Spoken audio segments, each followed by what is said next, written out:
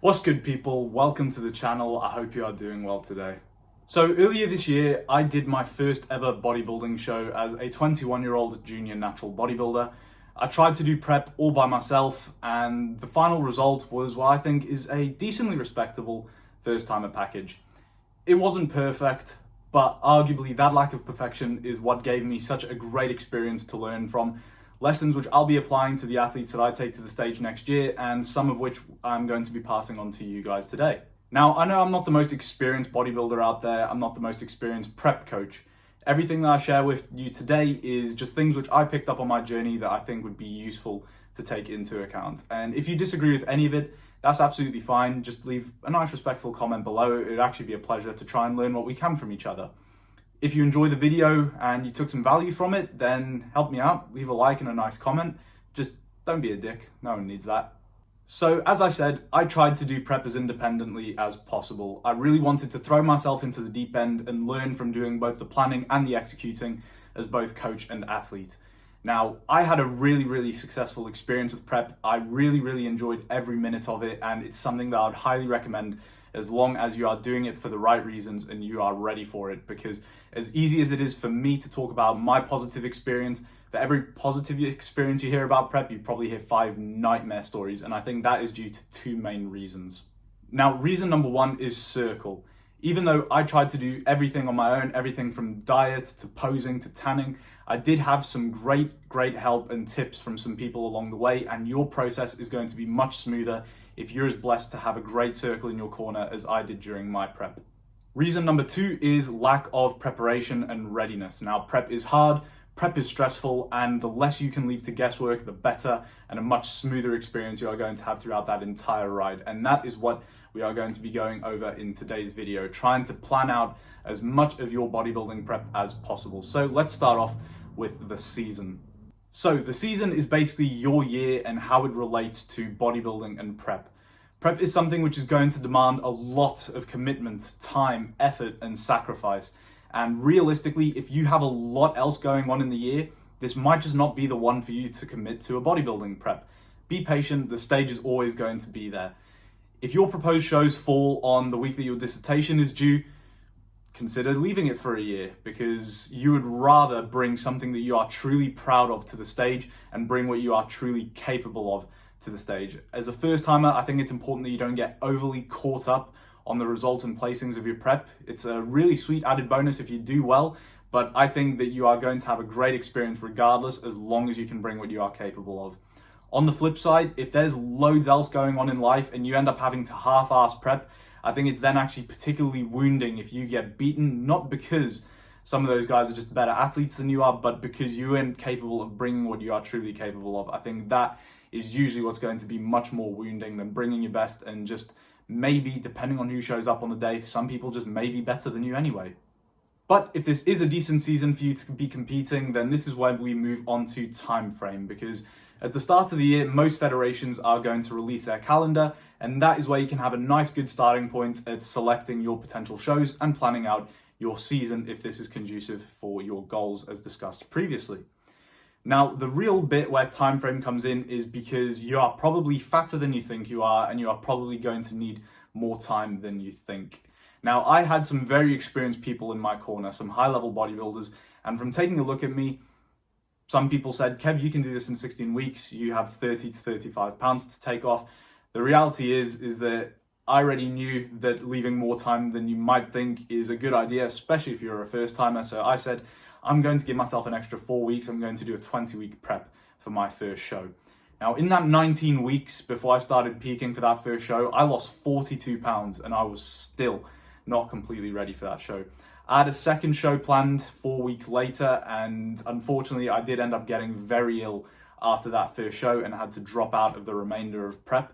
But I think that extra 4 weeks is probably what it actually would have taken for me to be really ready for a show. So reality was I probably could have done with a 24-week prep and then probably another 4 weeks for that second show. So take that into account. When planning your season and time frame needed, ask yourself, how long do you realistically need to actually be 100% ready for those shows that you are planning? And that links nicely into our starting points, because As I said, you are probably holding a little bit more body fat than you might think. You might need to drop off a little bit more than you realize. So that needs to come into play when planning how long you actually need.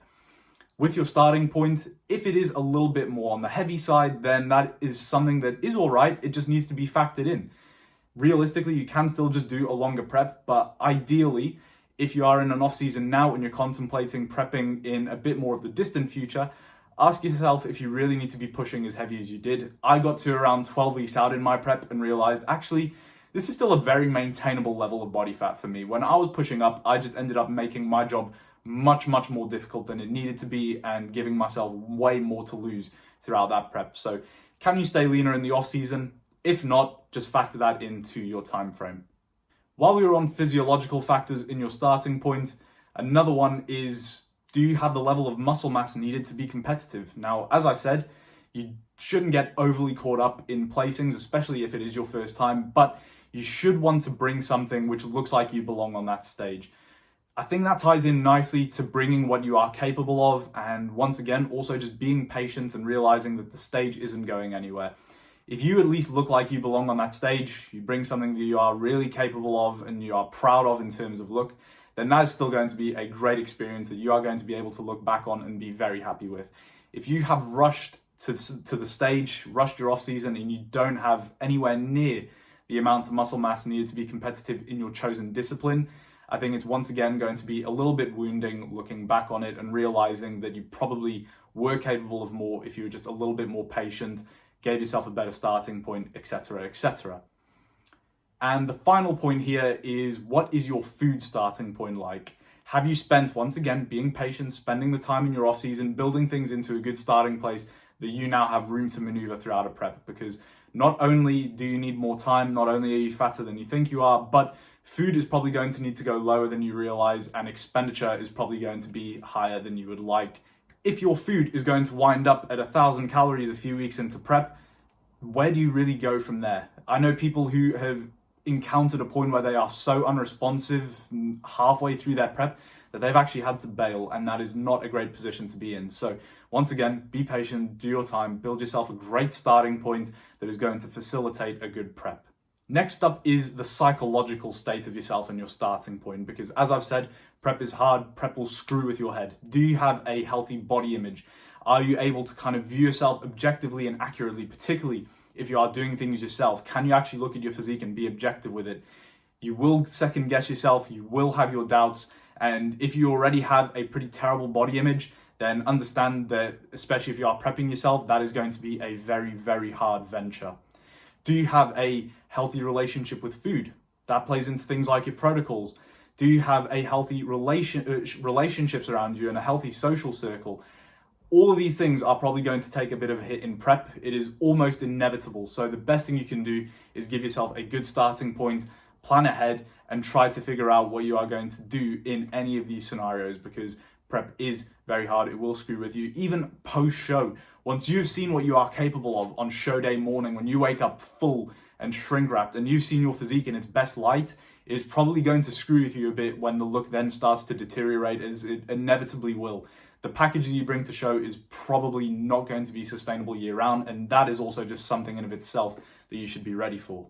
So now we get onto the fun bits, the protocols, how you are actually going to organize your prep. And that is the importance of planning things like the above, because once you have figured out your time frame, you have an idea of where you want to be in terms of stage weight. Again, all that is going to be much easier if you are a bit leaner, or you have at least been close to stage lean before and you have a bit of an estimate that you can aim for.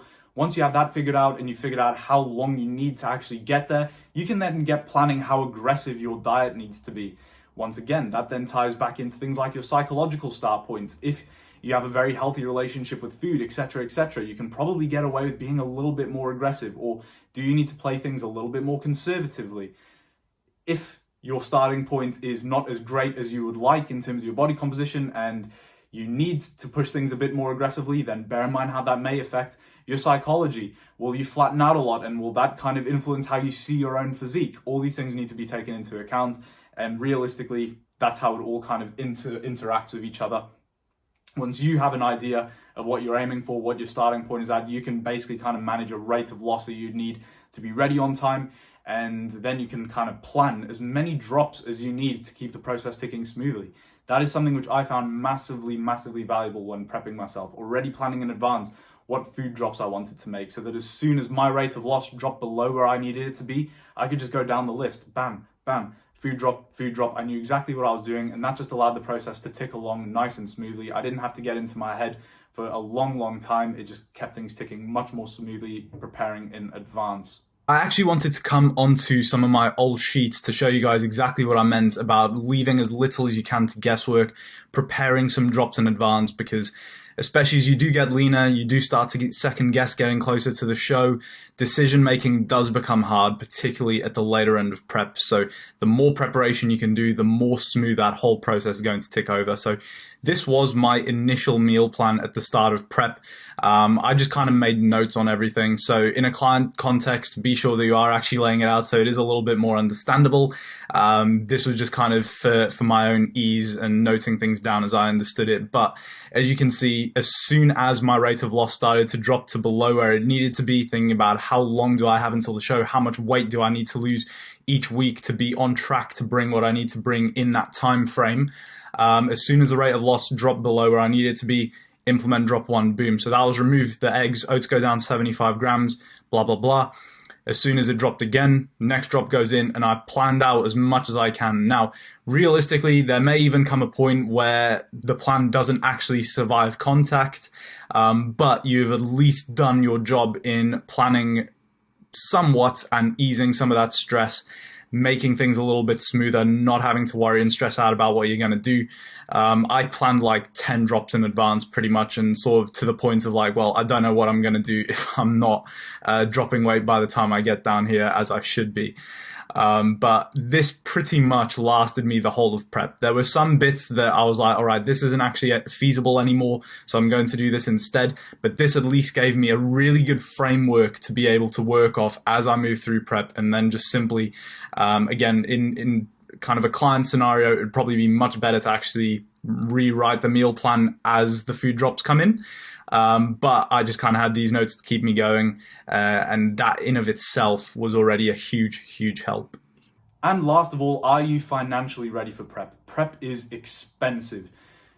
You'd probably be best off budgeting what you need prior to actually embarking on your prep, because things like your federation memberships, show entry, tan, photography, travel, everything will add up. If you get a coach, even more so. So take that into account when starting your prep. These are all things that you need to be ready for, and the more ready you are, the less stress you're going to have in your prep, which is again important for both the psychology and also your physique as well. You really want to limit any potential kind of contingencies that you can, and inevitably contingencies will rise up. Things will happen which you are not prepared for, and at least if you've prepared for as much as you can, the impact of those contingencies is going to be very little. You are going to have a much smoother time overcoming them. And once again, that just all contributes to bringing the best package you possibly can to the stage. So those are my main tips when planning your bodybuilding competition prep. If you feel like I've missed anything important, feel free to drop a comment below. But I hope this video was able to give you at least something to think about, if not giving you some value that you'll be able to take away and apply to yourself. As I mentioned earlier in this video, I've got some athletes which I'll be taking to the stage next year, as I am a physique coach. So if you have any fitness or physique goals which you are trying to reach, feel free to reach out to me via Instagram and drop me a DM, or just check out the link below in the description. It's a link to the inquiry form for online coaching if you are interested in that at all. Otherwise, I really hope that you're able to get something from this video, guys. I'll hopefully see you back here soon for the next one. Cheers.